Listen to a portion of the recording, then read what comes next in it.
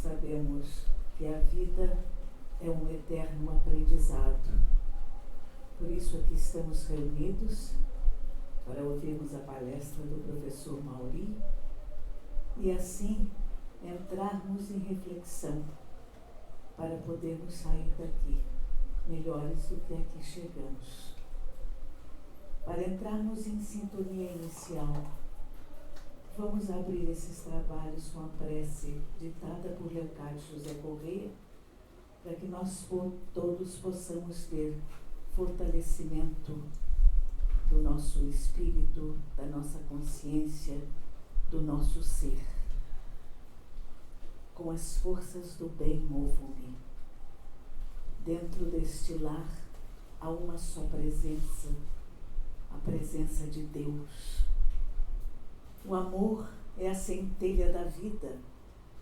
Vivo, existo, movo-me em Deus, com Deus, para Deus. Dentro deste lar existe uma só presença, a da justiça. Tudo que aqui se fala, tudo que aqui se pensa, move-se pela verdade, orienta-se pela justiça. Deus é amor. Dentro deste lar impera a harmonia. Quem quer que aqui entre sentirá a união com as forças do bem. Deus é compreensão. Dentro deste lar há uma só presença, a paz de Jesus. Jesus, com seus ensinos, mostra-nos os valores: vida, amor, fé, esperança e caridade. Quem quer que aqui entre há de senti-la.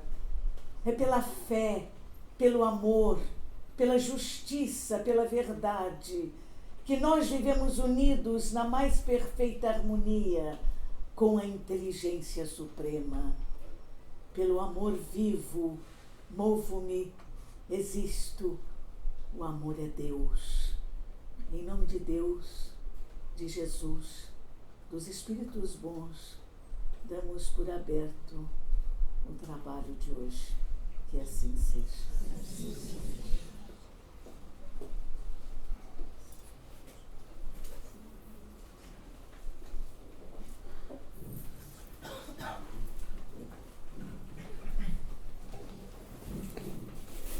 Quero cumprimentar a todos, dizer da satisfação de estar nesse momento aqui. Ao mesmo tempo, fazer já de início uma reflexão sobre o processo espiritista, não só no nosso país, na nossa cidade, no nosso país, no nosso continente, mas em todo o mundo. Esse é um momento crítico para nós espiritistas. Nós precisamos parar um pouco e imaginar a codificação da codificação até os nossos dias. O que é que nós, nesse momento, estamos efetivamente prontos ou em prontidão para produzirmos socialmente, no sentido de transformar a vida humana, particularmente nos centros urbanos. Os senhores já perceberam que nós estamos vivendo sob grandes tensões e pressões, tanto que tudo é ultra rápido. A gente vive em um campo onde as coisas todas têm que acontecer muito rápido, muito depressa. Nós estamos em crise, por exemplo, para a reflexão. Nós nunca mais meditamos, nós estamos com dificuldade de meditar. As escolas não estão vivendo a força dos três grandes paradigmas, da inteligência, da contingência e da cultura. Nós estamos numa dimensão crítica, onde um tecnicismo toma conta de todos nós, e a grande proposta é criar realmente facilidades, sempre facilidades. Mas são facilidades num processo emergencial, onde a dimensão crítica de cada um de nós é alcançar alguns dos valores materiais, materialistas, e nos satisfazermos, apertar botões, procurar nos aperfeiçoarmos em níveis tecnológicos cada vez maiores, e nós nos distanciamos de nós mesmos. Basta acontecer alguma coisa. Por exemplo, um membro da nossa família desencarnar. E nós começamos, de pronto, a entrar em crise. É uma crise que, quem sabe, os nossos avós resolviam em 10 dias, 7 dias, não é? Através dos princípios religiosos. Alguns de nós, mesmo espiritistas, levamos até anos e ficamos permanentemente num processo datado a um acontecimento extremamente necessário, responsável e solidário com toda a humanidade. Quando reencarnamos já sinalizados para deixar a Terra. É um trânsito pequeno e nesse trânsito a gente tem que estar preparado para aprender. E como aprender significa modificar comportamentos, nós estamos na Casa Espírita numa expectativa de receber ensinamentos para mudar os nossos comportamentos mentais, primeiro moral, depois mental, social, cultural e assim espiritual e assim sucessivamente. Nesse momento a gente tem que dizer que o Centro Espírita é um manifesto da vida. Todas as vezes que a gente vê a Casa Espírita, a gente sofre o manifesto da vida. Os espíritos manifestantes, eles trazem grandes alocuções, eles nesse momento, as suas metáforas são de valorização da vida e de responsabilidade. Então, o processo espírita, propriamente dito, a doutrina dos espíritos, tem um sistema de ideias. E nós precisamos, nesse momento, adentrar esse sistema de ideias. Nós precisamos imediatamente absorvê-lo. Quando Kardec diz que nós somos ciência, filosofia e religião, ele está trabalhando aquilo que a ciência começa a trabalhar agora, polissemia. E mesmo a universidade está em crise com a polissemia. Nós não trabalhamos ainda os graus polissêmicos. O Centro Espírita precisa urgentemente treinar as pessoas para que elas possam entender o chamado campo polissêmico, o que representa a polissemia para cada um de nós. O Centro Espírita, ele está muito desvinculado, às vezes, da realidade. Nós temos uma grande preocupação em esquecermos que o Espiritismo é educação. E que a educação tem 3 grandes pilares para compor o status fundante. Primeiro é o pilar do saber conhecer. Nós precisamos saber conhecer. Nós temos que lutar extraordinariamente para saber conhecer. Conhecer o quê? Primeiro, se autoconhecer. Conhecer o nosso próximo. Conhecer a nossa casa, a nossa vida, nosso bairro, conhecer a humanidade. Então, nós temos que saber conhecer. Conhecer o Criador, conhecer, por exemplo, a morte, conhecer a vida, conhecer alimentos, fazer seleções. Então, em primeiro lugar, isso é um grande pilar e que a escola não faz isso. Nós estamos muito preocupados nesse momento com a escola, com uma dimensão quase de colagem. O segundo pilar, que é muito importante, não é? É saber fazer. Nós precisamos urgentemente saber fazer. Nós temos que alcançar o saber fazer em qualquer faixa etária. A gente tem que se voltar para fazer. E temos que efetivamente fazer. Esse fazer tem uma implicabilidade extraordinária, tendo em vista o quê? Os paradigmas. O paradigma da inteligência, o paradigma da contingência e o paradigma, não é, da cultura. Então nós temos, por exemplo, um paradigma da inteligência. Todos os dias nós somos chamados a um nível de inteligência a fazer o pensamento funcionar. E a pensar. Nós temos que aprender a pensar. Nós não estamos pensando. Nós temos que, no sentido, por exemplo, nosso espiritista, vencer algumas propostas e algumas teorias e alguns microsistemas de ideias que têm deixado a humanidade há 2000 anos de joelho. Um deles é o sacro. Nós temos uma preocupação com o sacro extraordinária. Até no centro espírita, eu já fui em alguns núcleos espíritas, onde você tem lugar para sentar, um evangelho velho, fanho, não se contextualiza, mas é evidente que não podemos continuar assim. Nós temos que ter uma dinâmica desse saber. E essa dinâmica desse saber, ela tem que adentrar, porque assim nós estaremos ajudando desde o ensino da pré-escola, portanto, do ensino infantil, fundamental, médio e superior, a se transformar. E no nosso país nós precisamos dessa transformação. Mas precisamos urgentemente. Então, em primeiro lugar, é saber conhecer. Nós temos que ver, será que eu sei conhecer? Será que efetivamente eu sei conhecer? Porque se eu não sei conhecer, eu vou ler livros, não vou saber fazer seleções. Eu vou fazer diálogo com as pessoas, mas eu não vou apreender o conhecimento. Depois eu preciso saber fazer. Como é que eu faço, por exemplo, para ser feliz? É uma coisa terrível. Eu vejo nos corredores da universidade, como eles sabem que eu sou espírita, eu vou, hoje menos, mas eu vou às vezes atender mestrado, doutorado. eles imediatamente ficam me cercando. Até lá no Paraná tem um ditado, não é, que quem para muito é que nem pau de enchente, né, porque aquilo vai... E eu fico parando permanentemente, e eles me perguntando sempre coisas estranhas. Alguns deles, os meninos hoje, os moços, eles estão muito liberais, por exemplo. Não é? Eu tomo droga há 5 anos. O que é que o senhor acha? Não é? Um deles, há pouco tempo, disse-me: eu tenho vontade de estourar a minha cabeça, doutor. Será que vale a pena continuar? Todos os dias, quando eu caminho as ruas, eu vejo pobres, miseráveis. Eu vejo, por exemplo, a mentira do meu pai. Eu vejo a situação... Minha mãe é uma vítima, que eu sei, em cima da nossa casa ele mora com uma outra mulher. Então, vejo, é evidente que nós estamos vivendo um momento de rearranjos para a utilização de pessoas, permanentemente. Nós não fazemos, nesse momento, um circunstar-se. Aonde eu estou? O que é que eu estou fazendo nesse circunstar-se? Eu tenho, por exemplo, necessidades biológicas. Eu nem penso nas consequências. Eu vou em cima daquilo que eu quero e as consequências que vêm depois. Filho, mulher às vezes casada, ou homem casado, a crise moral que me envolve. Eu não penso mais. Eu quero satisfazer aquilo. O que é uma lástima, porque a cada dia que passa, a gente vai se negando cada vez mais. Em contrapartida, saber fazer, por exemplo, a vida com sentido de desdélimento, até conhecer um pouco algumas posturas psicobiofísica e até espiritual. Dor de cabeça, eu vou para aspirina.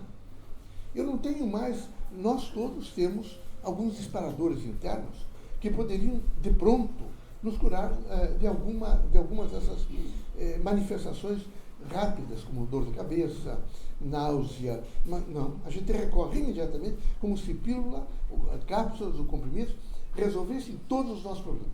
E por isso nós corremos atrás de algumas dessas cápsulas que possam trazer benefícios, que sabe, até mesmo em torno de conhecimento. Estamos iludidos. Felicidade só vem com um decurso de conhecimento e de sabedoria.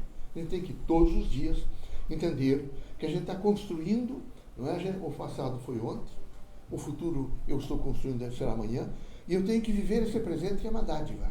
Eu tenho que estar olhando, participando, gostando, assistindo, mas vendo realmente a coparticipação do evento, mas nós não fomos mais treinados para isso.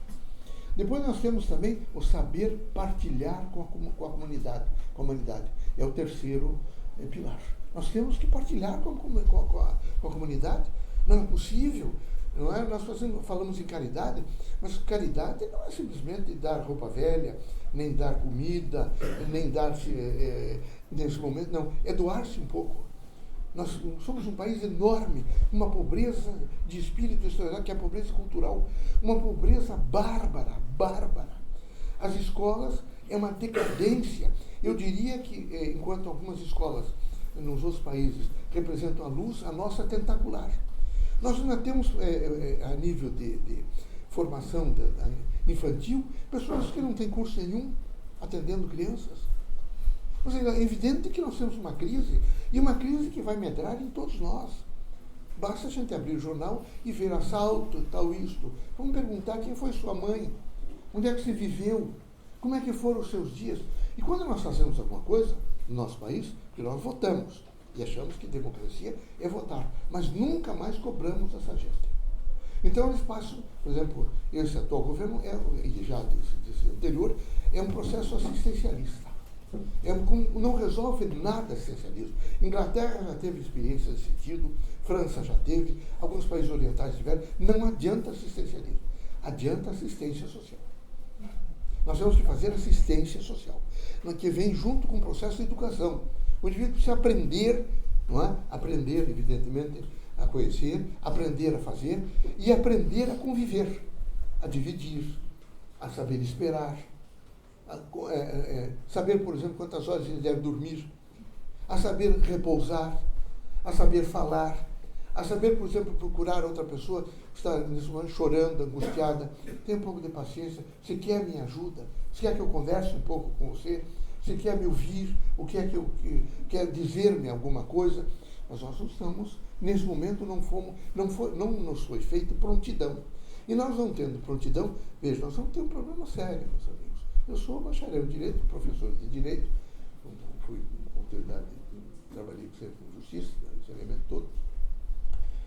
Nós estamos com, por exemplo, o casamento homoafetivo. Não pense que se resolve assim, que vai se resolver e que nós vamos resolver na terceiro piso ali, tem 2 homens que moram juntos, casaram, fizeram um ato público. Não é assim. É evidente que não é assim. De maneira nenhuma. Nós vamos ter que discutir muito sobre isso. Muito mesmo. Uma adoção de crianças, eu disse um juiz de direito. Vocês trabalharam sobre isso? Há um perfil, por exemplo, de quem vai adotar essa criança entre os dois homens? Eu não sou contra nada, mas há esse perfil? Vocês conhecem efetivamente? É possível pensar nisso sem uma responsabilidade maior? Não. Nós temos a força da lei, norma social obrigatória que atinge a todos. Que bom que fosse assim. E que está instituído e tem que realizar-se. Não, mas não é assim. Isso é disjuntivo. Só disjuntivo. E a lei tem que ser um nível de interpretação, com um nível de educação conjuntiva. Nós temos que, ela vem e toda a cultura lhe dá suporte. Aí ela se resolve. Sem ser conjuntivo, ela não se resolve. Então temos milhares de leis que não entram em ação nunca. Porque não podem entrar, elas não têm base. E nós precisamos de base. Então, o sistema de ideia espiritista tem esses pilares. Esse pilar, por exemplo, de ensinar a conviver é extremamente importante. Nós temos que aprender a conviver. Nós não podemos continuar nesse processo de rejeição a outra pessoa. E é uma rejeição muito forte, mas muito forte. Nós temos criaturas, mesmo espiritistas, dentro das casas espíritas, mesmo nas nossas, algum me procura, eu não suporto que ele trabalhe comigo. Mas você não pode estar aqui conosco. Você não alcançou um dos pilares, evidentemente, para fazer o status fundante do Evangelho de Cristo. O quarto pilar é aprender a ser. O quarto é aprender a ser. Então eu vou repetir. O primeiro, a gente tem que saber o quê? Conhecer. Depois aprender a fazer. Depois aprender a partilhar, compartilhar, viver. E o quarto, aprender a ser. Eu tenho que ser. Eu não posso só continuar existindo. Levanto para amanhã, lavo o rosto, faço isso, tomo banho, não sei o quê, vou embora, respondo sim, não, digo algumas coisas e faço um processo repetido. Não. Eu tenho que aprender a ser, tenho que pensar. Eu tenho que dizer não, eu tenho que dizer sim. Eu tenho que perguntar muitas vezes o que é que representa o amor. Nós estamos envelhecendo, cada dia mais. Copacabana, já as estatísticas dizem que me parece que a cada 10 pessoas, 7 são velhos. São Paulo está no mesmo caminho. Curitiba, que era de pessoas jovens, me parece que são 5. Nós vamos envelhecer rapidamente. Como é que nós vamos envelhecer? Não adianta só mistificação. Nós temos que ter a coragem de enfrentar, das pequenas, das médias e das grandes cidades, o que é que representa esse processo do envelhecimento, que é a maturidade, que a gente precisaria colher. Porque o jovem tem audácia, mas o velho tem experiência. E nós estaríamos com projetos do governo, projetos das casas espíritas, das unidades funcionais, aonde, com níveis, evidentemente, de cooperação de todos, o velho trouxesse as experiências. E o jovem, vejo, audácia, porque o jovem é audacioso. Nós já fomos jovens, e a gente é audacioso, muito audacioso. E o velho, ele tem experiência, então ele é mais cauteloso, ele sabe ouvir, ele tem, às vezes, mais piedade no coração, não é? O conselho dele tem mais solidez. Então, nós temos que, nesse momento, atentar para uma realidade emergente que tem que nos predispor. Essa realidade que nós estamos vivendo, ela tem que nos predispor. Imediatamente ela tem que nos predispor. Vejam, a crise de São Paulo. Será que nenhum dos indivíduos, nenhum geólogo, nenhum engenheiro florestal, ninguém que passou pela Universidade de São Paulo, que é realmente uma grande universidade, pensou sobre o problema da água? Ninguém. Os ecologistas? Ninguém, porque nós somos disjuntivo. Nós ensinamos e formamos pessoas num processo de um especialismo doentio. que não é possível continuar. Nós não fazemos avaliação, então nós nunca ligamos a parte ao todo e o todo a todas as partes. Nós só estamos sempre preparados a dar o parecer sobre aquilo que nós entendemos que é. Mas não dá para continuar. Nós vamos ter outras crises. Agora tivemos com a água, que vai continuar. Nós vamos ter que começar com a luz, que vai ser grave, nós vamos pagar muito mais e as classes pobres vão se ressentir muito disso, os economicamente fracos, hipossuficientes. Aí nós vamos ter que pensar sobre isso, como é que nós vamos fazer. Mas nós continuamos ainda, nós somos extremamente utópicos. É uma campanha, eu vejo, por exemplo, as campanhas, por exemplo, para fazer, nesse momento, alterações no que diz respeito à aposentadoria. Tente mexer um pouco com a aposentadoria de Tribunal de Contas, de funcionários públicos federais. Mas pergunte, por exemplo, quanto ganham aqueles que trabalharam tanto quanto eles 35 anos ou 40 anos com INSS. E veja o que eles ganham. Mas não se faz reflexão e nem comparação. Não interessa a mim. Quer dizer, eu ainda, naquele pilar de convivência com os outros, eu não tenho pleno. Eu não tenho porque eu acho que eu mereço mais. E enquanto eu achar que eu mereço mais, eu não tenho interação com outra pessoa. Eu tenho que compreender que as outras pessoas têm os mesmos direitos, que depende muito do seu trabalho, que elas devem, nesse momento, estar preparadas para uma grande construção. Uma nação está todos os dias se construindo, todos os dias. E, basicamente, através de algumas unidades sociais. Família, escola, religião. Daí aparecer a transdisciplinaridade. O centro espírita, o seu sistema de ideias, é transreligioso. Nós atentamos para todas as religiões, não temos necessidade nenhuma de agredir ninguém, devemos reagir quando formos agredidos, e somos transreligiosos. Nós queremos, nesse momento, não aceitamos problemas no trânsito evolutivo da Terra. Desafios. Aqui não há problemas, há desafios.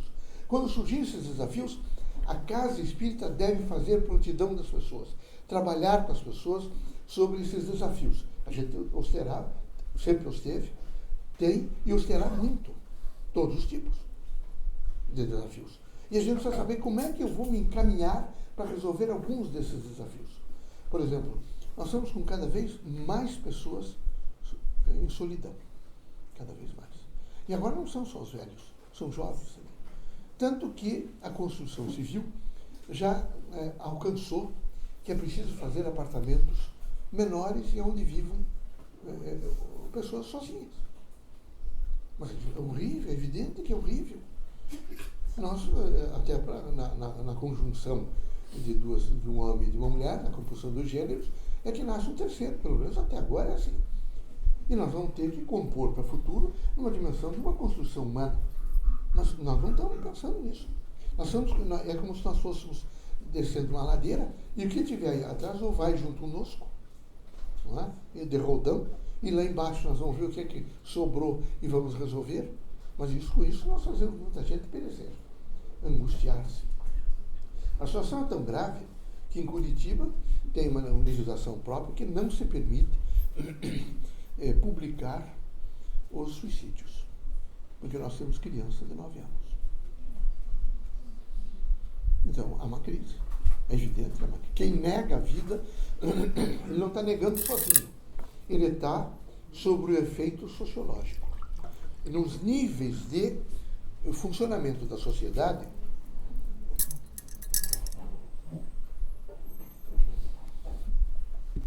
ele evidentemente a gente tem sempre concepção, percepção e consciência. Eu e os senhores todos, ao levantar essa pedra, em primeiro lugar, vocês vão concebê-la. É rápido, é um extraordinariamente rápido. Vocês vão compor mentalmente, é um processo, e vão concebê-la. Depois os senhores vão percebê-la. E depois vão conscientizar. A ciência diz que o Dr. Einstein, como todos nós, fazemos uma concepção de 60% a 70%. Percebemos uma média entre 23% a 27%. Dr. Einstein deve ter conscientizado 1,2%.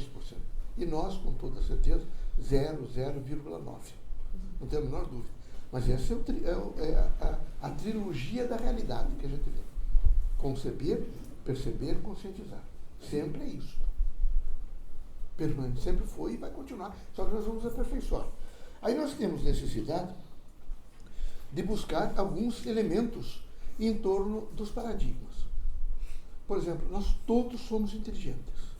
Então nós precisamos nunca deixar de fazer a afirmação de que essa inteligência, e agora a ciência está trabalhando, neuroplastia. Muito bom. Os velhos não necessariamente não vão perder a memória, nem vão fazer esquecimentos, nem serão decadentes por deficiência neuronal. O organismo, inteligentemente, eles perceberam isso em professores europeus, particularmente da Itália, da Suíça, da Dinamarca, que homens com 97 anos fazem discursos brilhantes, fazem aulas extraordinárias, são criaturas eméritas em centros médicos. E o que é que chegaram à conclusão? E eles realmente alcançaram o processo da neuroplastia. São células que se especializam em graus de inteligência para responder às necessidades que o organismo tem, particularmente de linguagem, dos diversos tipos de linguagem e de aprontamento de uma ordem inteligente. Então, a gente tem que saber que nós, neste momento, temos uma grande responsabilidade de uma manutenção do nosso sistema mental. E para essa manutenção do sistema mental, a gente teria que fazer um esforço de autoconhecimento. Nós temos que perceber quem nós somos, como é que funciona em nós, por exemplo, a necessidade, que é a sensação de privação, de algo que desejamos usufruir. Que tipo de necessidade eu estou tendo? É frio? É calor? É sexo? É fome? É miséria? É isso? O que é que eu quero? Porque uma coisa eu quero dizer aos senhores. Isso me lembra um passarinho que de repente é posto numa gaiola, num rio, perto de um rio, tem dois copos, um copo com água e um copo com alpiste, e de repente a gente olha a gaiola de longe e vai chegando mais próximo, e o canarinho, o passarinho que estava ali, morreu no meio de toda a vida. Aquela relva verde, todas as coisas bonitas, a água correndo, mas não tinha mais água e não tinha mais comida. Alguns de nós estamos tão preocupados em fazer riqueza material que nós vamos acumulando, é como se estivéssemos sempre guardando dentro de um cofre e de repente nos descuidamos um pouco e a porta do cofre bateu e morremos sem poder fazer nada, com pilhas de ouro, com dinheiro, com porções, nós não temos condição nenhuma de fazer. Então encontramos irmãos nossos nessas condições. É sempre ganhar mais dinheiro, e ganhar mais dinheiro, e compor mais, e ter mais poder. Mas é evidente que não pode ser assim. Então a gente teria que, nesse momento, pensar, quando a gente tem, no terceiro pilar, que a gente começa a imaginar, que a gente tem que aprender essa convivência, é aprender a dar, para poder receber. É tão difícil a gente doar, mas como é difícil? Porque não é só essa doação material, ela tem que partir de dentro para fora. E é muito difícil doar, é dificílimo doar. Nós atendemos há mais de 50 anos, eu era muito moço, montei um grupo de atendimento ao leprosário São Roque, em Curitiba.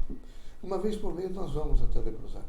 Cresceu tanto que o leprosário, algumas pessoas, alguns ancenianos, saíram do leprosário e moram numa comunidade de ancenianos.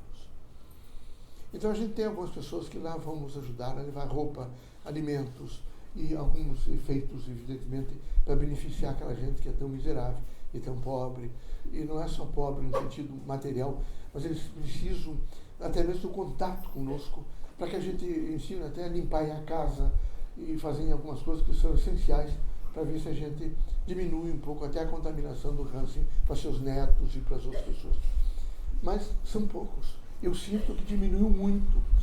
Nós temos muita dificuldade de doação. Muita.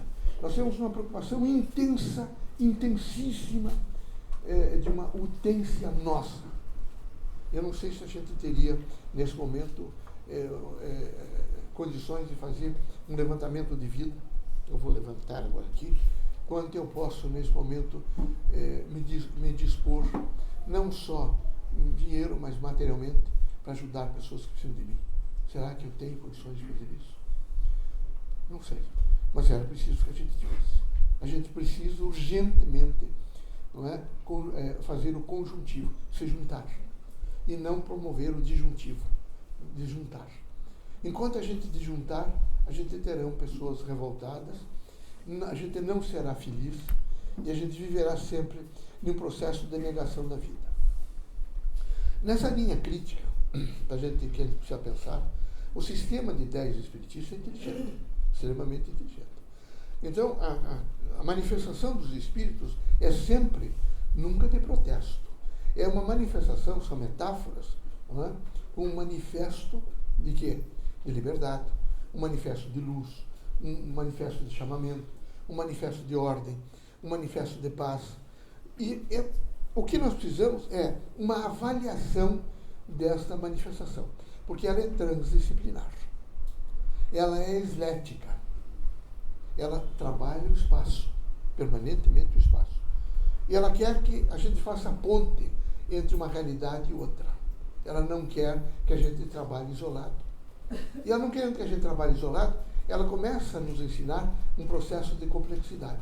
É como se nós encontrássemos uma árvore frondosa e fôssemos embaixo da árvore e olhássemos para o seu processo verde, os galhos, as folhas, todos interligados, absolutamente interligados. Assim é a vida aqui na Terra. Nós somos todos interligados. Nós temos dois pertencimentos. O primeiro pertencimento é ao Criador. Nós somos todos, não é, oriundos. Nós compomos a gênese em torno de um ser que nos criou, que chamamos de Deus, de nosso Pai, nosso Criador. Todos nós. Nós somos iguais, nós só somos diferentes no sentido da experiência espiritual, que é o espírito. Aí nós somos diferentes. Não é? No aspecto evolutivo, mas no mais nós somos vestidos de uma carne igualzinho a todos os outros. Absolutamente igual. Então nós teríamos que pensar um pouco nesse momento, nessa igualdade, vejo, posta em uma linha de pensamento crítico das pessoas, onde há uma diversidade. Somos todos iguais, mas eu olho e não vejo a mesma coisa que o Pedro, a Teresa, o José e o outro vê. Cada um vê diferente, porque é em torno dos seus registros informacionais. Ele tem registros informacionais. Em torno desses registros é que ele faz, evidentemente, a visão do meio. Ele enxerga, então, o lógico e o axiológico dele, que é a balancinha. De um lado está um prato lógico, do outro lado está o axiológico. Então, estão os valores, não é? E aquilo que é lógico para ele. Ele vai compor aquilo que é lógico para ele em torno de toda a sua realidade, tudo aquilo que ele aprendeu. E ele vai ver também em torno daquilo. Então, ele vai conceber, ele vai perceber, ele vai se conscientizar em torno da sua realidade. Não há milagres. Milagre não existe. Nós estamos debaixo, evidentemente, de grandes leis. E nós vivemos essa composição dessas leis. O que nós temos que fazer é procurar, por todos os meios, compreendê-las. E Deus nos deu alguns instrumentos necessários. Então, temos um pertencimento a Deus e outro pertencimento à humanidade. A gente é pertencente à humanidade. A gente não pode esquecer disso. Tanto que quando nós vamos a um enterro e a gente vê, a gente olha e até faz um juramento, que eu vou ser diferente. Que idade eu tenho? Não é? Um dia vai ser eu. Não sei o quê. A gente pensa muito. Mas o momento é tão forte sobre nós, a pressão, que quando nós saímos 2 horas depois, nós já esquecemos o defunto, esquecemos todas as outras coisas, e já começamos voltamos, evidentemente, ao sistema antigo. Rápido, tudo fazer e tal. E esquecemos que vamos realmente deixar a Terra. E que vamos deixar a Terra, Então, era preciso que nesse trânsito que a gente faz, que é um trânsito pluralista, múltiplo, diverso, a gente tivesse muita atenção para sentir, olha, aquele indivíduo trouxe uma mensagem, aquele outro trouxe outra mensagem, aquele terceiro trouxe outra mensagem. eu vejo aquela criatura está me dizendo o que é que isso significa. Eu tenho que estar absolutamente atento para a mensagem através da humanidade. Eles todos são palavras vivas, intensas, carregadas de significado, que a gente tem que saber decodificá-los. Nessa decodificação, o expressivo é a gente não se exasperar diante de qualquer situação. A gente tem que estar absolutamente tranquilo, a gente tem que saber resolver, não é, os desafios dentro de uma linha crítica que envolve também o chamado segundo elemento, não é, contingencial, que são os paradigmas. A contingência, por exemplo, é um processo contingencial. O que é que eu tenho que fazer nesse momento ligado à morte? Eu tenho que compreendê-la. O que é que eu tenho que fazer nesse momento ligado, por exemplo, a uma grande falta de segurança no nosso país? É contingencial. Eu não fiz uma educação, não é, que esteja assentada num estado fundante dos 4 princípios. Eu tenho uma educação falha. A educação é falha. Se a educação não tiver nesses 4 princípios, ela tem que estar assentada nesses 4 princípios. Quando ela está assentada nesses 4 princípios, não há possibilidade nenhuma. Veja, eu tenho um colega meu, professor da universidade, que ficou um pouco de tempo em Paris e já na véspera de vir para deixou uma mala num ônibus. E veio muito triste, perdeu as coisas, voltou no ônibus, encontrou.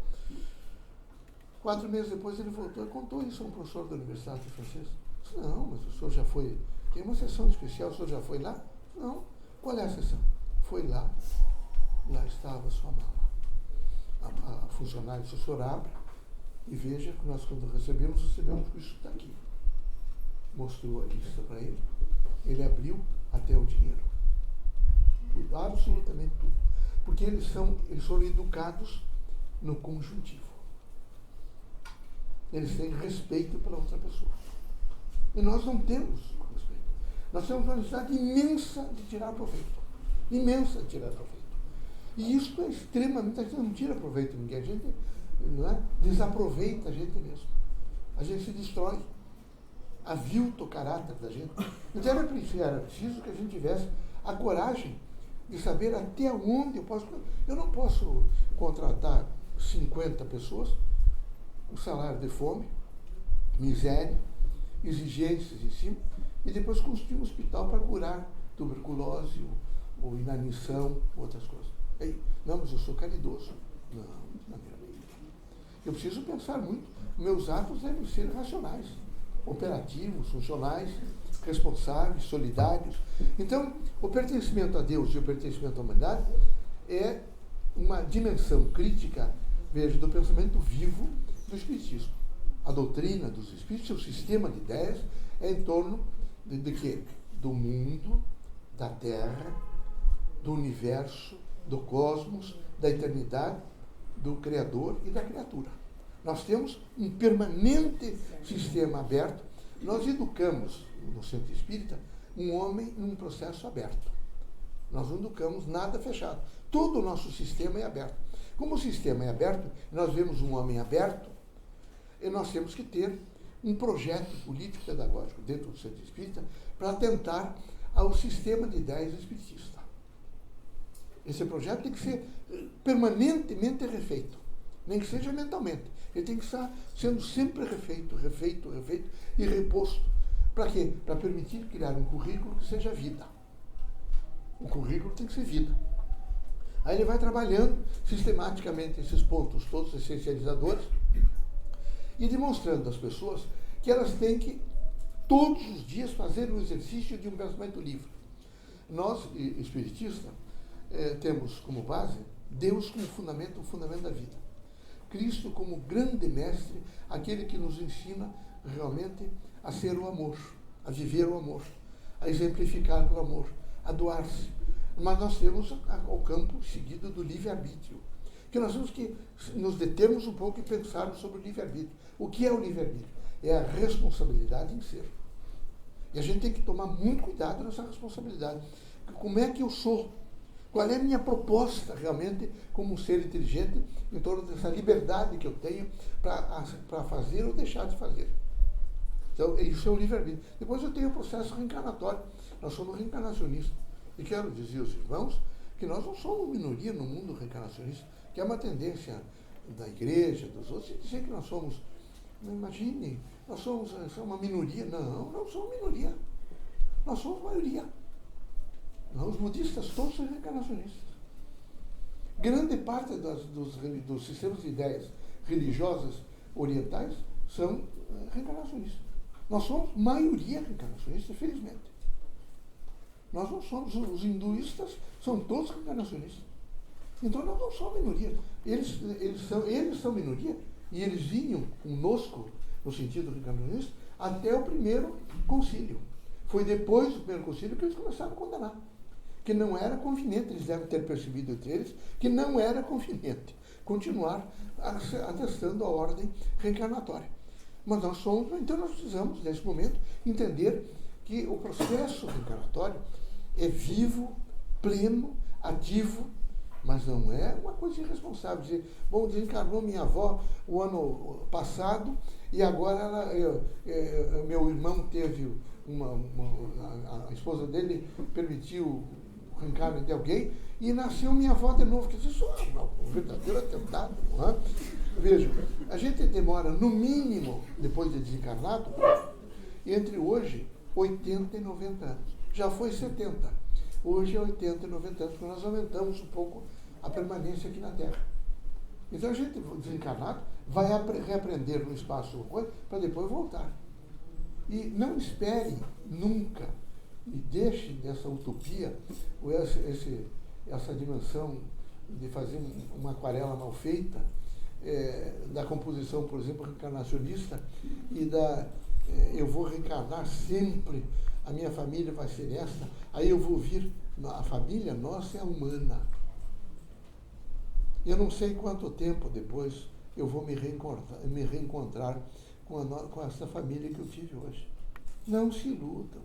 Isso foi uma inversão que foi dada, particularmente depois de 1930, nós temos dois tipos escrevemos, e os espíritos também, em dois momentos, os chamados livros de causa e livros de efeito. Nos livros de efeito, não é? Que são os romances, de modo geral, você conta muito os romances espíritas, e passou-se, evidentemente, a tentar e a querer fazer espiritismo pelos livros de efeito. E não dá para fazer espiritismo pelos livros de efeito, só pelos livros de causa. Não podemos continuar compondo, devemos entender que são metáforas para que a gente faça, não é, um pouco de juízo crítico, mas nós devemos procurar as obras básicas e a composição, evidentemente, daquilo que diz respeito à evolução doutrinária espírita. De maneira nenhuma romances, em hipótese nenhuma. Isso vai, evidentemente, tumultuar e criar grandes crises. Não devemos ser quiméricos. Então, na próxima encarnação, a minha família, não é? Imagine meus netos, meu neto foi meu tio, avô. Imagine como é que a gente evoluiria se a gente estiver sempre junto com as mesmas pessoas, uma pessoa evolui como? Quer dizer, repete a mesma coisa e vai repetindo milênios de anos a mesma coisa? Nada. A gente reencarna diferentemente com pessoas diferentes, até para treinar o amor, para treinar, evidentemente, a busca da verdade, para treinar a afetividade. Porque desencarnados nós vamos encontrar um pouco de uma família espiritual. Não é? Com pessoas que em milênios nos encontramos, mas reencarnamos em torno de um potencial de utilidade aqui na Terra. Então a reencarnação, o Instituto da Reencarnação Universal, e não é uma mentira, nem uma brincadeira, nem alguma coisa que a gente, de repente, possa imediatamente resolver. Não é? E essa reencarnação permitiu que se fale bobagens em todo o espiritismo. Não é? Começamos a nominar até sem pensar. Sem pensar. Por exemplo, colônia. Colônias espirituais. Imagine, todas as vezes que alguém na universidade fala colônia, nós imediatamente reagimos. Colônia é, evidentemente, domínio de alguém. Nós somos colônia de Portugal. Quem mandava aqui era Portugal. E você sabe quanto nós lutamos para deixar de ser colônia. Nós e todos os outros países que foram colonizados. Então, não há colônia. Que história de colônia? Não é? Que espírito veio da colônia não sei o quê, colônia Plango, é uma loucura. E de vez em quando inventam outras coisas. Inventam que pessoas reencarnaram, já teve o tipo, tem uns tipos que reencarnam, e tem, acham até sinais. Veja, isso tudo é um processo em torno daqueles 4 elementos que têm nos deixado de joelho. O sacro, o misticismo, o esoterismo e o dogmático. Essas 4 janelas, elas nos deixam permanentemente de joelho. Nós não conseguimos ter liberdade de pensamento. Estamos sempre em torno disso. Sempre. Permanentemente. A dura vai ser quando desencarnarmos e constatarmos que tudo isso é brincadeira.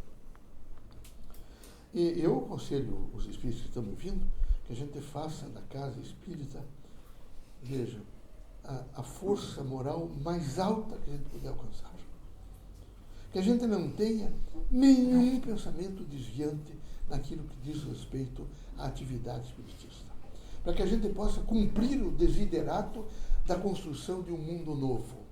Então, não é possível brincar com coisas sérias, de maneira nenhuma. É preciso que a casa espírita seja a mais lídima possível. Que toda a dimensão crítica do espiritismo seja voltada para a construção do homem. Se não fizermos isso, nós vamos continuar com toda essa maçaroca que está aí. Em vez de estudarmos complexidade, que seria tão importante, é muito importante, veja, estamos estudando hoje transplantes, aonde alguns médicos norte-americanos, eles estão chamando o transplantado, o sujeito que recebeu o transplante, mostram, vão à família, dão o nome da pessoa. Você não quer comunicar-se com ele um pouco, mentalmente, e dizer que o seu rim vai funcionar, que o seu está aceitando. Pasmem, algumas pessoas não precisaram mais tomar imunossupressores. Bastou fazer a experiência. Isso tudo vem comprovar o espírito, a composição do espírito. Deve evoluir muito isso. Isso tem que evoluir em laboratórios. Por isso, a casa espírita, quando ela na sua seriedade, ela vai alcançando o foro de Universidade do Povo. Aonde a gente, devagar, vai trazendo o sistema de ideias espiritista e todo manifesto espírita é um manifesto inteligente. Todo manifesto espírita é de cortar todos os liames para deixar as pessoas de joelho, ou deixar as pessoas infelizes, ou deixar as pessoas, evidentemente, dependentes. No espiritismo não há dependência. Nós não queremos que ninguém seja dependente de ninguém. Nós queremos que cada um seja absolutamente livre, que tenha força moral para ir, vir, permanecer, ficar, como ele entender. Nós aceitamos o livre-arbítrio. Então, nós temos o grande dever, nós espiritistas, de divulgarmos a nossa doutrina limpa, sem essas peias de espírito sofredor que perturba. Porque ou nós escolhemos ficar com o espírito sofredor, vejo, e imediatamente esquecer livre-arbítrio. Tem um espírito que não me deixa dormir, ele chora, faz meu filho chorar, essa coisa. Mas, vejam, isso tudo é brincadeira. Nós precisamos contextualizar a obra de Kardec. Contextualizar não é mudar a obra de Kardec. É ter a força de trazê-la nesse momento para essa dimensão crítica. Só vou dar um exemplo para os senhores. Procure um pouco na obra de Kardec. Vejam, por exemplo, Céu e Inferno e outros livros. E lá tem uma parte que nós vamos ter que administrar, queiramos ou não. É taxativo, expresso, dito o seguinte, que os negros são inferiores. Sabe o que é isso?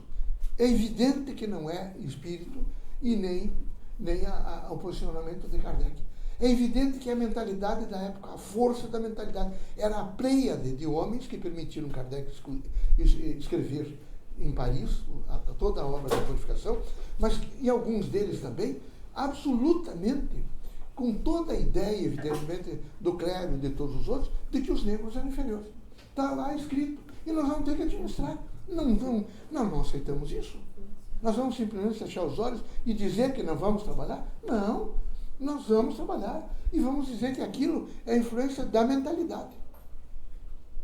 Não é? A igreja não passou por um período da Inquisição, e não tenta responder o período da Inquisição e dizer as coisas, nós vamos ter que escrever e mostrar que toda a nossa obra, não é? Ela é absolutamente no sentido evolutivo, portanto, da adaptação. E não temos nenhum receio de fazer isso. Só que nós continuamos ainda perversamente querendo fazer domínio sobre as pessoas, que aprendemos com a igreja. É dominar as pessoas. Não é? Eu que vou retirar o espírito sofredor, eu vou fazer isso. Tem até pronto-socorro para retirar o espírito sofredor. Eu digo, que bom, é isso. Que coisa boa. Aí, não, mas eu melhorei muito. Fui lá, tinha um espírito que me cutucava toda noite, com uma faca. Mas quem é que colocou isso na sua cabeça? Não, mas é verdade. Veja, isso realmente, esse pensamento é um pensamento obsessivo. É para destruir pessoas. O que nós temos que falar nesse momento é que nós temos que promover as pessoas. Você tem que ser livre, você tem que independente. Quando eu me afasto da terra, eu já trouxe esse exemplo para os senhores, para alguns. É sempre, veja, a terra é como se fosse esse copo cheio de azeite. Eu pegasse vários chumbinhos e jogasse aqui. São os corpos todos aqui. Pegasse rolha e pusesse aqui em cima. Densidade diferente. Rolha não desce de maneira nenhuma. Só que a rolha, ela precisa evoluir também, ela precisa um pouco do corpo. Quando ela prender seu corpo, esse espírito reencarnou. Desprendido do corpo, não fica na Terra. Não tem frequência para ficar na Terra. O que é que fica na Terra? Imagens incúbicas, sucúbicas, pensamento. Esse indivíduo saiu da Terra. Nós não podemos ficar fazendo fé de ofício no mal.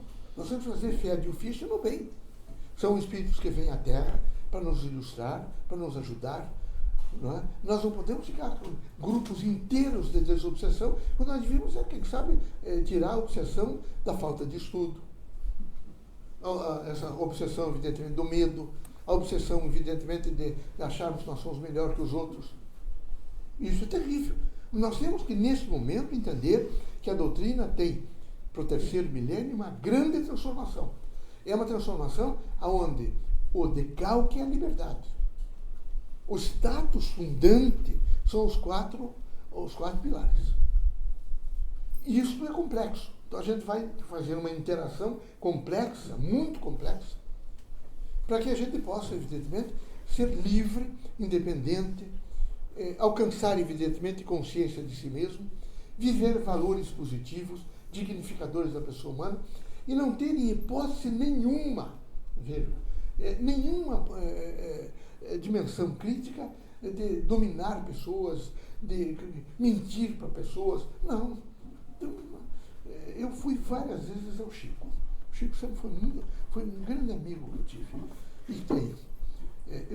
Um dia eu perguntei a ele, você descreve, já teve na sua mocidade, fez descrições, por exemplo, que eu sabia que ele era vidente, você fez descrições a terceiras pessoas, vejam o lado direito, não sei o que. Não, você não deve fazer isso. Que bom, Chico, que você pensa assim. Que bom que você pensa assim. Porque nós precisamos evitar qualquer forma de misticismo. Nós temos que, nesse momento, fazer com que os senhores todos alcancem um pensamento livre, limpo, aberto. Quer ver uma coisa? Então, com um grande desafio em frente. A coisa é difícil, por exemplo. Muito difícil. Os senhores devem sentar e imediatamente buscar um guia interior. Não é um espírito. É a experiência que os senhores tiveram, chamado razão. E perguntar várias vezes, como é que eu vou administrar isso? Como eu vou administrar? Então, nós surgimos de nós mesmos, nós somos atrás do pastor, atrás do médium espírita, do padre, de uma pessoa idosa que sabe resolver problemas ou desafios, e eu não falo comigo mesmo. E eu teria que falar comigo. Eu teria que mergulhar na minha razão e perguntar qual é a resposta que vou obter em face desse. O que é que devo fazer? E podem ter certeza absoluta que em pouco tempo os senhores receberão respostas concisas. Procurem treinar. Vão treinando, treinando, treinando. E vejam depois de 6 meses, 8 meses, as respostas todas. Além da razão falar, é o processo também intuitivo. Os espíritos não precisam estar na Terra para provocar, evidentemente, respostas que vêm em forma de intuição. Podem estar milhares de quilômetros daqui e manifestando-se em muitos lugares ao mesmo tempo. Então, se a gente tiver um pensamento construtivo, dignificador, se a gente estiver permanentemente achando que a gente é um agente, é um compositor também, que nesse momento está construindo a Terra, as coisas vão bem. Mas se a gente for alguém que põe um tijolinho, tira 2, e vai, não, é evidente que a gente é infeliz. Vive sempre em insegurança, tem medo, não tem um propósito sério. E a gente deve ter propósito sério. A gente deve tomar decisões sérias, não é, com a gente mesmo. Deixa eu dizer para os outros, daqui para frente eu não vou mais me queixar. Vocês conhecem aquelas pessoas que estão permanentes? Eu tenho pena dos médicos.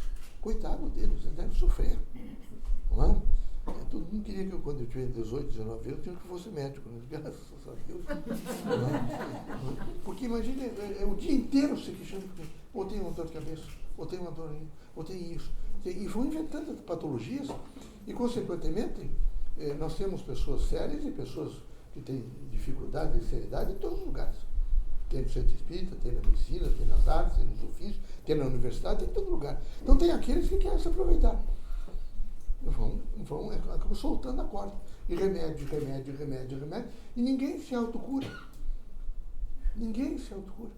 Ninguém para um pouquinho para pensar. Tinha uma senhora lá que ela vivia permanente. Mas o que a senhora quer? Não, a última radiografia diz que eu tenho a coluna torta. Daí? Eu não posso para futuro. Cuidado, a senhora tem 77 anos. Mas será que eu não vai mais acontecer alguma coisa? Não vou ficar só olhando para baixo? Não sei. Quem sabe a senhora querendo olhar para baixo, vai olhar para baixo. Será que a senhora não pode pensar um pouco que a senhora dói? Não, mas eu tenho um problema. Quer dizer, vejam bem uma coisa. É evidente que não é possível ficar assim o dia inteiro procurando doença. E tem alguns que têm 5 médicos. São os especialistas, né? Eu não sei como é que toma remédio, como é que faz. É um punhado já. Não dá. Não é possível uma coisa dessa. Então a gente precisaria não aumentar a dor social. Aumentar a dor social é cada pessoa que a gente encontra. Como é que vai mais ou menos? Bem, não vão nunca. Mais ou menos. Mas daí não, estou com muita dor, é péssimo, eu sou infeliz, porque eu não me dou bem com o marido, não me dou bem com não sei quem, não me dou bem com meu irmão que quer me enganar. É uma coisa horrível. Isso é uma destruição, um processo que o indivíduo se destrói. Então a gente teria que, nesse momento, alcançar um posicionamento melhor da gente, daí o circunstar-se. O que é que eu estou fazendo aqui? Como é a minha composição? De que maneira eu posso agir da melhor forma possível para construir um mundo melhor, um mundo novo, cheio de vida, com esperança, com fraternidade? Nós, médiuns espíritas, quem sabe nós todos espíritos, todos os homens são médiuns, uns para mais, outros para menos, mas os exercitandos mediúnicos, a gente é sempre um poço. Onde tem água, no meio do deserto. E as pessoas querem sempre tomar um pouco daquela água. E a gente tem que estar com a disposição, porque alguns não conseguem nem tirar a água. A gente tem que tirar a água, colocar num copo. E alguns a gente tem que, quem sabe, até fazer com que ela leve a boca e ela vá deglutindo devagar. Tamanho é o estado de inanição e de angústia que as pessoas estão. Então, se fosse um poço seco, a gente secaria, jogaria restos de lixo, alguma coisa, e entulharia o poço. Mas a gente é um poço que produz água. E as pessoas precisam de água. Aliás, 2 coisas precisamos aqui na Terra: água e oxigênio. Os 2 nós estamos diminuindo. Estamos tomando pouca água e alguns de nós não.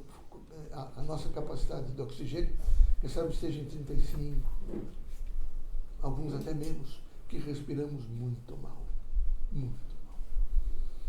Então, os pilares da educação, que deveriam nos alertar sobre a rigidez biológica, não nos alertaram. E a gente não se conhece.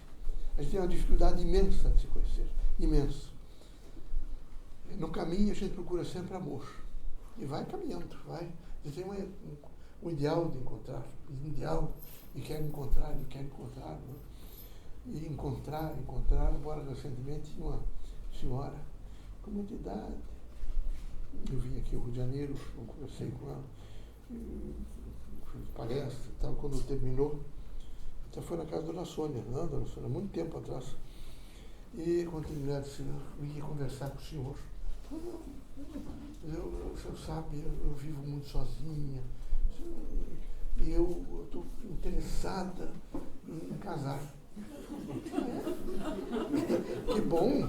Mas que idade a senhora tem? 89. Mas é louvável sua atividade, né? Eu acho que é louvável, coisa boa. Aí ela me disse, pois é, o senhor sabe, eu mudei de apartamento e eu estou no 5º, e quando eu desce perto do elevador, entra um inglês no terceiro e ele me olha. Eu achei que a mulher estava brincando comigo, que não é possível. Aí disse: que bom isso, olha e tal. E passou. Conversei com ela, disse: é muito bom a gente amar e tal. Quando eu voltei, eu quero agradecer porque deu certo, eu estou com o inglês.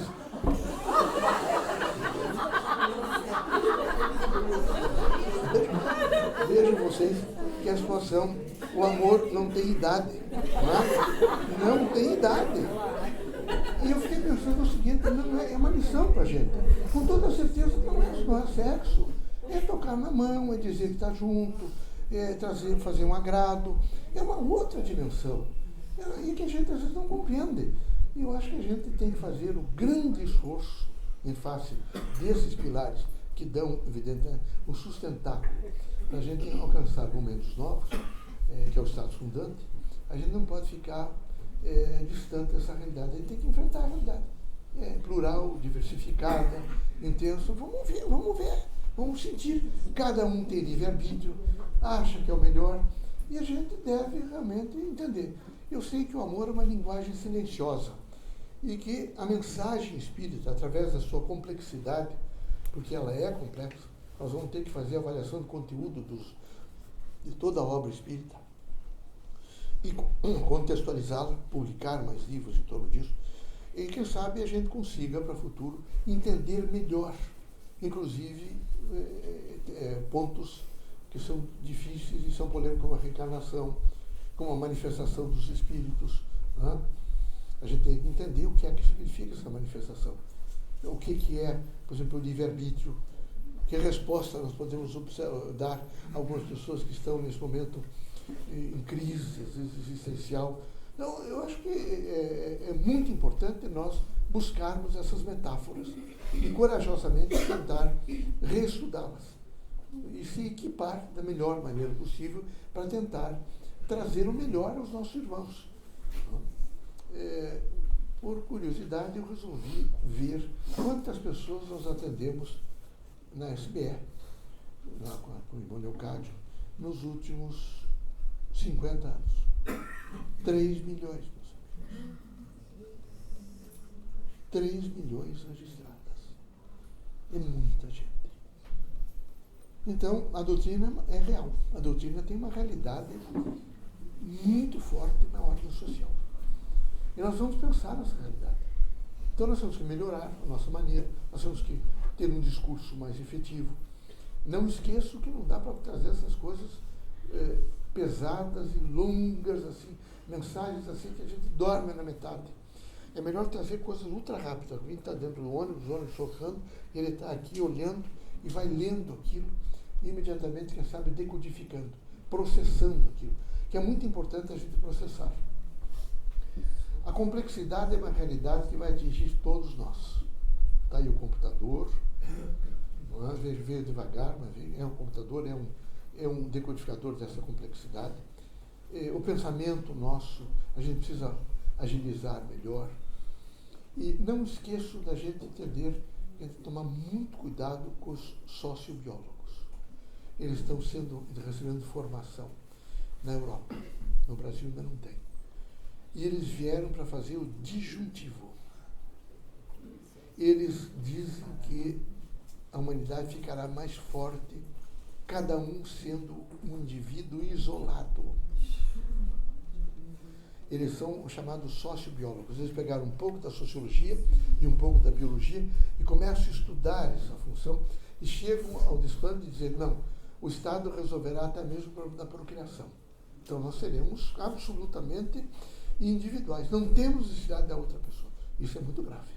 Nós temos que repudiar esse conceito, que é um conceito que é de liquidação. É um conceito de extermínio da humanidade. E nós não podemos permitir isso. Temos que trabalhar em um conjuntivo, juntos, aonde, nesse sentido trans, não é? De fazer uma dimensão transreligiosa, transdisciplinar, transsocial, ela vai alcançando valores maiores. Tá? Eu acredito que, quem sabe, outros encontros, a gente possa dissecar melhor a complexidade, que é muito importante a gente aprender um pouco a complexidade. Muito importante. Não esqueçam de fazer um pouco de treinamento sobre a neuroplasticidade. Busquem ler mais e recomponham, por exemplo, a leitura do livro que fizeram em graus de inteligência para ver se o campo neuronial e o campo biológico vai aperfeiçoando o sistema celular a nível inteligente para responder as diversas etapas que a gente é solicitado todos os dias na Terra. Usem a força da prece, mas não a prece como uma coisa decorada. Quem não teve uma pessoa conhecida boa na vida, uma tia, o avô, ou avó, pessoas que realmente deixaram com a gente uma imagem extraordinária. Não peguem essas imagens e não tragam a imagem inteira e queiram vestir em vocês. O misticismo é isto. E o animismo espiritista é isso. Eles pegam o nome de um espírito, como pegasse uma fotografia inteira, e eles vão colocando dentro do campo de ação deles e vão tentando plasmar de fora para dentro. A mediunidade é de dentro para fora. É sempre de dentro para fora. O processo é de dentro para fora. E é muito importante que a gente entenda que ele se acopla num campo interno, aonde, não é, o nível cognoscível, afetivo, psicomotor e conativo se somam para permitir que o espírito, no conjunto encarnado e desencarnado, componha a mensagem inteligente, que tem sempre introdução, desenvolvimento e conclusão de ideias. Então a gente precisa pensar muito nisso. Então não deve ficar com mensagens prontas e decorando a mensagem.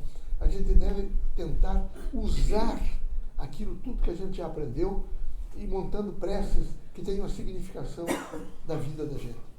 Tem o campo da lembrança. A gente tem que ter um pouco de imaginação. A gente tem que ter um pouco, às vezes, de ilusões. Ilusão compõe a Terra. Mas a gente não pode viver de ilusão. Não dá para viver. Seria horrível viver só de ilusão. A gente tem que viver de uma realidade que chama a gente para uma realidade maior que a vida. Concreto. E concreto. Absolutamente concreto. Eu poderia falar um pouco mais com vocês, mas eu acho que não. Se vocês guardarem os 4 pilares que vão dar o status fundante, vocês deixarão de fazer solo criado.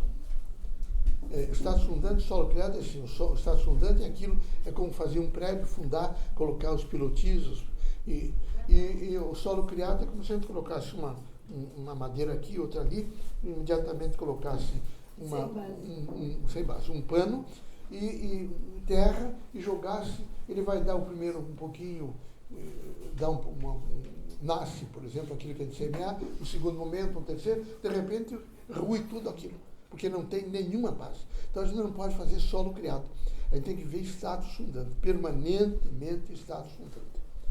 A prece nossa deve ser status fundante. Ela deve fundar em nós. Não é? Outra coisa, não tenham fé, sejam a fé.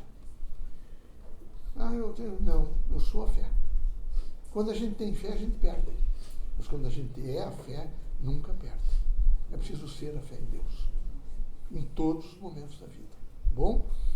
Deus ilumine os senhores, que possamos nos encontrar mais vezes, que a gente tenha alegria no coração, no espírito, que não falte força para a gente trabalhar e fazer aquilo que a gente tem que fazer, que a gente não deixe nunca de ser tolerante com o próximo e que os irmãos, na medida do possível, entendam que cada um de nós temos uma missão.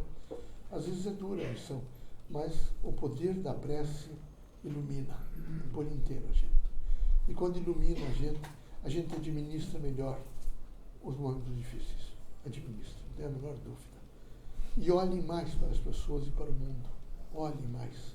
É muito importante olhar mais. A gente tira lições fantásticas do mundo, tá bom? Muito obrigado pela atenção. Sejam muito felizes. Querem perguntar alguma coisa? Eu estou às ordens. Sim. Qual é o livro que Allan Kardec fala sobre os negros? Céu e Inferno, acho que fala alguma coisa. Deixa eu ver qual é o outro livro. Obras Póstumas. Ali é duro. E nós teríamos que, nesse momento, resolver. Nós temos que resolver, porque isso não é verdadeiro. Nós temos que resolver. Nós temos que nos unir, todos nós, diferentes frentes de entendimento kardecista, e mostrar que isso não procede na nossa linha de... Nós temos uma política pedagógica da cultura para a educação do povo. E a nossa cultura, a educação do povo, é uma igualdade, onde sem nenhum preconceito, nenhum, não é? E com vida, evidentemente, plena de integração humana. Tá bom? Pois não. Pois não. Eu sou mãe de um adolescente de 16 anos e a maioria dos pais, quando os filhos se formam, não se formam ainda, cobra muito, eu te dei tudo, né? Mas acho que o tudo não é o material, não é só uma boa escola, exatamente, ou um belo par de tênis, né? Eu acho que o tudo para mim é o amor, a atenção, né? Eu acho que é fundamental que a gente esteja sempre atento nesse exercício do amor. E que a gente, quando o menino, a criança, o filho, a filha, ele rompeu a ponte, porque às vezes rompe, a droga, o mau conselho, os outros todos, de repente ele já não tem mais aquela necessidade de se aproximar da gente. A gente, o pai, a mãe, o tio, quem criou, tem que fazer um esforço para recompor a ponte. Que recompondo a ponte, eles começam a se realimentar, e nessa realimentação eles voltam. E a gente tem que, na medida do possível, tocar um pouco nos filhos. Nós não tocamos mais os nossos filhos. E eu acho que era muito importante, às vezes, tocar nas mãos, fazer isso aqui no rosto, e às vezes tocá-los através de um grau de afetividade. Porque eu gosto muito de você. Tentar falar a língua. Tentar falar a língua, foi tão bom quando você nasceu, você me trouxe tanta esperança, porque sabe, naquele momento eu tenha conseguido ver a humanidade, porque a gente quando olha para uma criança recém-nascida, a gente vê a humanidade, e seria muito importante que a gente tivesse a coragem, que ninguém se diminui dizendo que ama o outro, e ninguém se diminui dizendo para um filho, olha, você é minha vida, ou seja, pelo contrário, a gente se soma e fica maior, não é? A gente tem que ter coragem de não ser vaidoso. Quando a gente é vaidoso, a gente está sempre querendo isolar. Ser um superior, ser mais forte, isso é horrível. Isso é diminutivo. Não é? Pois não? Eu confundo um pouco ter a fé e ser a fé. Bom. Eu acho que eu tenho a fé, eu não consigo ser a fé, não sei como. Mas eu acho que é um exercício que a gente passa. A gente vem de uma forma muito, veja, nesses 2000 anos, e particularmente a nível da igreja, a igreja tem todas as fórmulas prontas. E ela faz um programa, ela tem um processo programático. Quando nasce, batiza, depois crisma, já com orações próprias, depois ela apresenta imagens, ela trabalha muito pouco o estado mental e espiritual. O nome dela já é diferente, católica, apostólica e romana. Não tem nem o nome de Cristo, nem fala muito em Deus. O título não é deificador. Então, ela impõe de forma que ela traz e ela veste nos indivíduos, às vezes, o sentido da fé. Você olha para Santo Antônio, você tem que ter fé em Santo Antônio, você tem que ter fé. Não é? E é uma coisa, às vezes, triste isso. Eu estava dizendo, não sei a quem, que eu estava lá na cidade, no verão, e me disseram, o senhor não quer entrar? Eu entro na igreja, sabe, não tenho nada contra.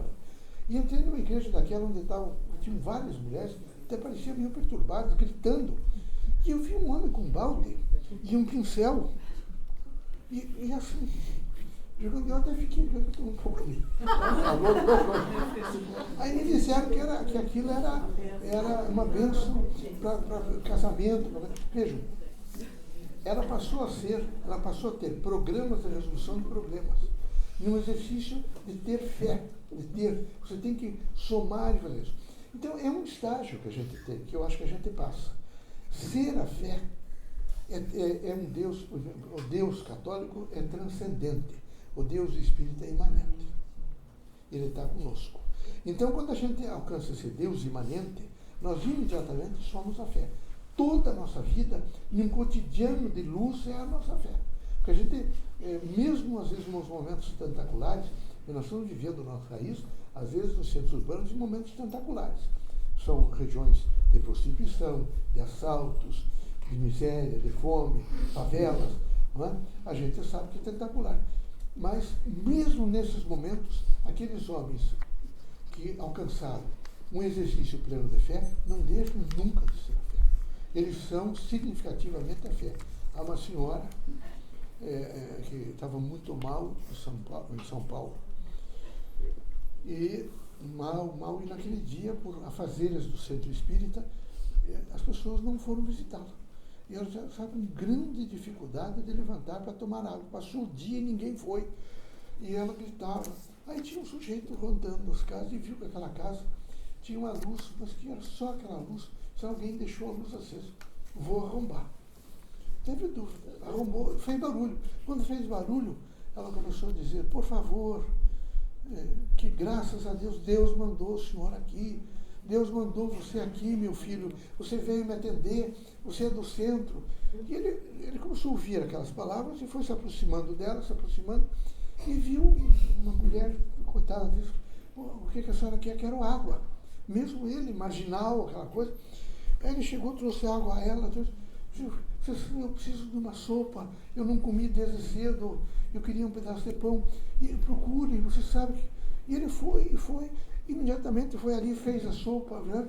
E ficou aquela noite ali, e ficou o dia seguinte. Este homem é um dos líderes espíritas de uma comunidade de São Paulo, já desencarnou. Ele fez um exercício tão grande de fé em Deus, porque ele identificou-se com a fé que aquela criatura tinha, que ele transformou-se integralmente. Ele é um nome citado na literatura espírita como um grande espiritista. Então, é realmente no momento, porque a gente não deve esquecer que a gente tem a responsabilidade da identidade. Identidade a gente não tem com ninguém, a gente só tem com Deus e com a gente. A gente tem afeto, faz ilações, comunica-se, a gente participa de movimentos de alegria, mas a gente não tem identidade com ninguém. A identidade é sempre com o Criador e com a gente. Na medida em que cresce a identidade que a gente tem com o Criador e com a gente mesmo, a consciência da gente, da identidade que a gente tem, os erros, os acertos, a gente começa rapidamente a fazer uma plenitude da fé. Estou vivo. Não é? Porque a fé não é, por exemplo, utência. Não é só receber benefício. A fé é o poder de agradecer ser. Esse é o sentido da fé. Quem é que... Em relação a esse comentário do homoafetivo, né, dessa relação, eu assisti um programa agora falando sobre as crianças transgêneros. Sim.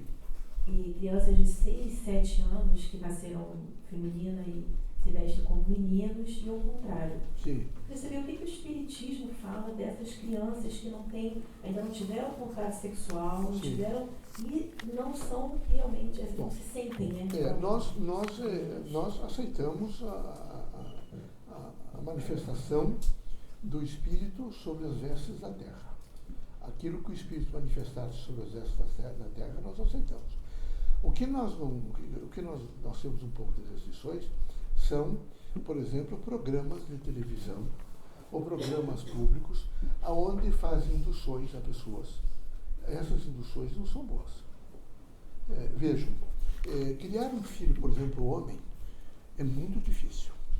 A filha mulher, se a menina sofrer, tanto que a gente faz uma distinção direito, o menino sofrendo um abuso sexual, ele sofre abuso sexual. E a menina pode estupro. Há uma diferença muito grande. Se a gente, o menino, por exemplo, já há estudos em todos os países do mundo, ele estiver, por exemplo, num banheiro público, e basta que um homem mexa com ele, toque nele, por exemplo, e ele dificilmente se recuperará por um problema de cultura. Nós temos mundialmente na Terra uma cultura. Um homem gira em torno de todas as mulheres. Um homem. E a mulher gira em torno de todos... um homem gira em torno de todas as mulheres e a mulher gira em torno de um homem só. Esse conceito sociológico, que para a gente entender, tem que entender que há conceitos de ordem social e conceitos de sociedade e conceitos de ordem sociológico. Social, sociológico. Então, o sociológico é já a morfologia, o funcionamento. Então, a gente precisa tomar muito cuidado, porque se a menina sofrer um atentado, ela se recupera. A menina. Se ela sofrer estupro, se ela sofrer isso, o homem não. E o pior do homem é que ele quer vingança. Quando ele lembrar que ele ficar adulto, ele é capaz de provocar um outro atentado tanto quanto ele sofreu na infância. Tem vários casos disso. Tem inclusive pesquisas feitas muito dramáticas por deficiência de educação. Então a gente é contra a indução. Nós somos absolutamente favoráveis, nós achamos que, eu até não digo jurista, porque a gente ser jurista é difícil, né? Mas a gente ser estudioso do direito, eu acho que a gente subiu um estágio e alcançou um horizonte maior, permitindo esses enlaces homossexuais, homoafetivos. O que eu não acho, por exemplo, que a gente possa... Bom, um casal homoafetivo tem que se estudar se os dois, o conjunto, vão responder bem às crianças. No que diz respeito à criança, que já reencarnou assim, eu já observei, nós temos uma escola, e eu já observei que eles têm comportamentos desde muito cedo diferenciados. Eles têm comportamentos diferenciados. E é preciso que a gente resguarde essas criaturas, que eles não sofram bullying, que eles não sofram atentados, que eles sejam criaturas normais, sejam recebidos normalmente. É o que nós propomos sempre nas nossas unidades funcionais. Não é? Eu queria também, eu quero completar aqui uma coisa.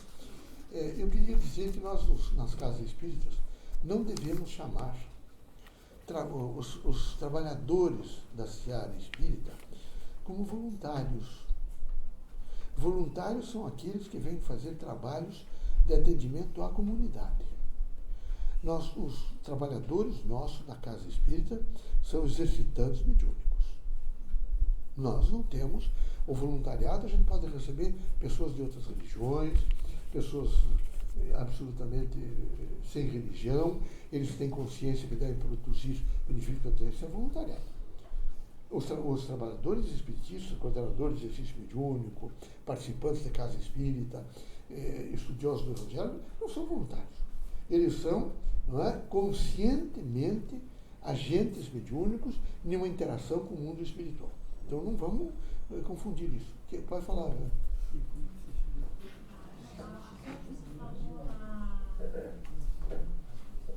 Há pouco você estava falando do egoísmo, a pessoa que se isola, se fecha. Eu não sei, eu tenho um pensamento contrário, espírito, às vezes é por defesa, que a pessoa levou muita rodada, e ela acaba se fechando, se isolando, não está aberta para relacionamentos afetivos, por uma questão de defesa. E como é que se quebraria nessa... Acho que, em primeiro lugar, eu não posso me colocar sempre que eu apanhei ou que as pessoas foram contra mim, sempre. Alguma coisa está errada comigo. Não está certo que de repente eu trabalhei aqui, ali, lá, colar, eu tive essa namorada, aquela outra, e todos eles foram desonestos comigo. Não está certo. É evidente que eu estou me colocando numa posição diferenciada. Eu não soube com toda certeza avaliá-los convenientemente e eu precisaria avaliá-los conveniente. Eu tenho que, em primeiro lugar, fazer um esforço de autoconhecimento, porque na Terra eu não posso viver sozinho. Viver sozinho, veja, basta que suba um pouquinho a febre e a senhora tenha, por exemplo, uma esclerose, ou que a senhora rompa, por exemplo, um vaso cerebral e a senhora fique plégica, por exemplo, e a senhora vai precisar de banho. E imagine a senhora com uma certa consciência, alguém tocando na sua intimidade, alguém tocando a senhora e a senhora sem aceitar. Então a gente precisa, em primeiro lugar, nesse sentido de educação dos 4 pilares, naquele terceiro que eu disse que a gente tem que saber conviver, a gente tem que imediatamente fazer o esforço da convivência e nesse esforço a gente tem que ir fazendo uma graduação da afetividade, da amizade, do afeto e assim sucessivamente. Em uma ordem social que é morfológica, por exemplo, é dentro de padrões, sociológica, que é de funcionamento, e de sociedade, que é de conjunto. E tem que fazer isso. E aí tem que entrar o entendimento, a compreensão. Sim, mas isso é... A pessoa buscar compreender por que aquilo foi acontecendo, e aí ela vai ver que na cultura que ela vive, aqueles eventos são passíveis de acontecer. Acontece. E ela não se isola. Eu acho, sabe, esses olhares. há uma coisa muito importante. Quem não sentiu um pouco de dor, dificilmente reconhece o amor. É difícil. Sem algum sofrimento, ele tem muita dificuldade de entender a alegria. Muita dificuldade. Professor, essa questão homofóbica é coisa assim polêmica, né? Muito polêmica. Agora, veja só, por mais que digam, não é normal, mas por que então que na relação um assume o papel de macho e outro de fêmea? Então, quer dizer, não é uma contradição isso, quando acham que não se deve ignorar ou se assustar com o que chamam de casal do mesmo sexo, que eu acho que no caso casal seria 2 diferentes. Sim. Que eu posso, num raciocínio, seria uma parelha. Sim. Isso é uma questão. Por outro lado, nós vivemos uma realidade na face do planeta onde existe um número de nações que impõem um domínio ou tenta impor um domínio sobre todo o planeta. Sim. E que é interesse deles que não haja um avanço da densidade demográfica. Sim. E a gente sabe-se, percebe-se, ou será que a gente está enganado, que há uma divulgação muito grande dessa questão aí, porque o homossexual não reproduz. Uhum. E eles têm interesse em que não haja um aumento da densidade demográfica. Sim. Por outro lado, essa questão do homossexualismo não está relacionado muito aos hormônios, né, dos 2 seres, dos 2 sexos. E será que não estariam essas nações colocando nos alimentos das crianças um número de hormônios que proporcionassem, no caso, o que chamam de opção sexual? Eu acho extremamente polêmico nós cairmos nesse desvão. Eu acho que realmente, veja, os Estados Unidos têm hoje, acredito, laboratórios extraordinariamente bem montados, numa expectativa. O senhor imagina por quantos anos nós teremos filho de mulher? O senhor já pensou nisso? Será que a gente tem mais um quarto de século sendo filho de mulher? Acho que não. Nós vamos caminhar para o laboratório. Isso é um ponto pacífico que a gente tem. Segundo, esse problema demográfico é um problema muito sério que vem sendo debatido há muito tempo sobre composições aritméticas, geométricas de produções evidentemente, alimentos. É antigo e é polêmico. Realmente, vejam, a China proibiu o segundo filho, proibiu depois o terceiro, então era bárbaro.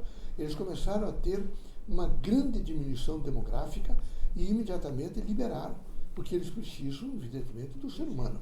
Isso é uma verdade e é preciso que a gente pense sobre isso no sentido político. Eu acho que no que diz respeito a essa ordem sexual, me parece que são seres humanos que, antes de se pensar só num ato sexual ou numa relação sexual, teria que se pensar também no sentido de afetividade. Com toda certeza, eles não teriam uma resposta adequada com uma parceira mulher ou a mulher com uma outra, um parceiro homem, e eles recorrem, evidentemente, a um sentido de iguais para uma composição. Não seriam tantos, e a natureza não faz isso, porque a natureza é extraordinária. Todas as vezes que a gente, mesmo que se nós tivéssemos cientificamente provado que nós estaríamos, nesse momento, repreparando para uma diminuição demográfica, eu acredito que a natureza já estaria na nossa frente e já responderia adequadamente, diferentemente. Ela não foi vencida nunca. Ela, até hoje, ela sempre tem procurado vencer a todas as pestes, tudo. Vejo, esse ebola manifesta-se, vem, mas de repente nós conseguimos vencê-lo. Então, eu acredito, que, e não só eu tenho sempre conversado com pessoas cultas, intelectuais, que a gente tem que esperar um pouco mais para ver de que maneira nós vamos resolver um pouco o quadro social, consequentemente também o quadro biológico. Nós temos que sentir o que não podemos de maneira nenhuma afiançar ou dizer que está certo, é fazer qualquer restrições a pessoas que passaram a ter, eu não diria nem uma opção, porque eu não sei se é opção. Eles não têm outra manifestação. A manifestação deles é aquela. Então não é opção. Porque se fosse opção, eu fico ou com a mulher ou com o homem, eu não tenho essa opção. Eu só tenho aquela, está em mim, implícito. Porque a paz, a gente que trabalha em ordem social, a gente recebe de todos os tipos. Alguns fecharam os cílios, maltrataram, internaram, levaram para pastor benzer, para padre fazer o sujeito. Não adianta, porque é uma coisa inerente ao sujeito. E até hoje a gente não conhece nenhum hormônio assim que ele não fizesse, que ele tomasse e que ele, nesse momento, não levantasse. Tem realmente consequências hormonais, como no frango, alimentação, por exemplo, de frangos que estão sendo de granja, que estão sendo denunciados. A gente tem algum problema de agrotóxicos também com campos diferenciados, mas no sentido físico, que a gente soubesse que de repente alterou integralmente, tem remédios, por exemplo, pessoas, homens que têm efeitos de crescimento prostáticos e que às vezes nós precisamos diminuir, não é, a testosterona e fazer um estrogeron. E o homem sofre alguns crescimentos, evidentemente, de mamilo, essa coisa, mas depois retorna tudo normal. Então, eu não acredito muito nessa versão. Acho que a gente tem na humanidade, tendo em vista esse disjuntivo, uma grande campanha que nós vamos ter que enfrentar para o futuro, da chamada bomba humana. A pior de todas as bombas que o homem inventou até hoje é quando ele descobrir que um homem pode dominar a humanidade pelo pensamento. E eles têm trabalhado muito sobre isso, e isso é um perigo que nós corremos. É um grande perigo, porque eles todos, aqueles pontuais que foram críticos, eles disseram isso. Um dia, esse Napoleão, que é um homem forte, ele está parado, encostado, e alguém diz: que coisa maravilhosa, imperador, o canhão. Eles: não, o canhão não. Vai ser maravilhoso o dia que o pensamento de um homem deixar todos de joelho. Então, essa é uma realidade que a ciência sabe que é possível acontecer. É uma realidade bárbara, mas que é possível acontecer por treinamentos. Não é? Tomara que a gente tenha a contrapartida que a humanidade também tenha. Não é? E eu acho que a gente terá. Deus é muito bom e inerente a nós. Eu acredito que a maioria das pessoas... Eu trabalhei em vários lugares. lugares assim, às vezes polêmicos, com interesses variados, mas pessoas com problemas graves de desvios e tal, e com interesse de enriquecer, muitos. Mas a maioria não. A maioria boa. Então a gente às vezes vê, por exemplo, sei lá, Lava Jato, não sei o quê, horrível. Mas eu ainda acho que tem uma maioria boa. Tem uma maioria boa. E essa maioria vai predominar. Eu tenho certeza que nós aqui, a grande maioria, pensa nisso, que nós vamos vencer todas essas crises, vamos ter outras. Porque a gente não pode viver sem, né? A gente tem que ter uns chamamentos assim para a gente saber se controlar. Porque eu tenho a impressão que se a gente desse risada todos os dias e fosse feliz todos os dias, ficaria uma chatice, sabe? Porque eu tenho a impressão que em um ano a gente diria alguma coisa diferente. Né? Posso colocar em relação ao que ele falou 2 pontos. O primeiro é que não é uma questão hormonal. Os estudos, não é. testes, inclusive exames laboratoriais mostram que eles não têm disfunção hormonal. Não é a questão hormonal que acha o X da questão dessa opção. E aí vou colocar uma visão de opção. Opção não é que a pessoa fez a opção. É opção no sentido de que é uma possibilidade existente na Terra. Então, sempre que há uma possibilidade, essa possibilidade significa uma opção existente. Sim. E que qualquer um de nós, dentro dessa complexidade que somos, que existimos, que vivemos, poderemos, por questões complexas nossas, da cultura, da sociedade e mesmo da opção que fizemos de reencarnar naquele período para cumprir funções nos grupos sociais, nos trabalhos, nas frentes que vamos abraçar, nós poderemos ser homo ou hétero. Eu acho que a composição... Inclusive, quando vemos os grupos sociais onde eles são, a gente vê o aprendizado que eles trouxeram. A composição é muito crítica, sabe, Nádia? A gente é muito crítica. Muito. A gente tem que realmente, nesse momento, resguardar o sentido da pessoa. Tem que resguardar o sentido da pessoa. E nesse resguardo do sentido da pessoa, a gente tem que ficar numa expectativa. Agora, eu acho que eu acho que a gente pode cair em um desnível, trabalhando muito o nível de opção. É preciso tomar muito cuidado com a palavra opção. Os cientistas já começaram a perceber que nós vamos levantar outra crise. E nós precisamos lembrar de que não é opção. É um estágio consciencial que o indivíduo tem em torno daquilo que ele tem que se realizar. Mas é isso que eu acho, que a gente não tem que ver como opção que a pessoa é uma possibilidade existente no planeta. Sempre existiu. Ela não é nova. Não. Ela não está no nível de homem. Sim. Ela já vem nas plantas, já existe o homossexualismo, já existe nos animais. Quem quiser, a Fiocruz, graças a Deus, um doutorando, fez todo o trabalho dele em cima disso, de estudar o homossexualismo nos animais, num processo naturalmente acontecendo. Não é dúvida.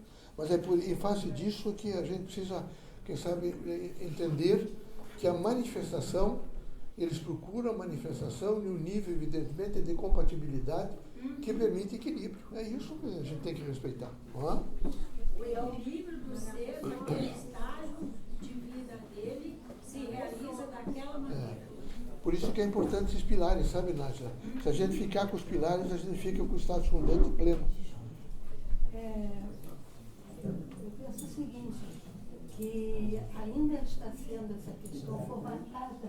Sim. Então temos que ter muito cuidado, estudar bastante, analisar bastante, reflexionar, entendeu? E dar tempo ao tempo para ver como vai se estabilizar. Está certo. Não tem a menor dúvida que essa é a melhor posição. Eu agradeço a todos, sejam muito felizes, viu? Muito obrigada. Muito obrigado.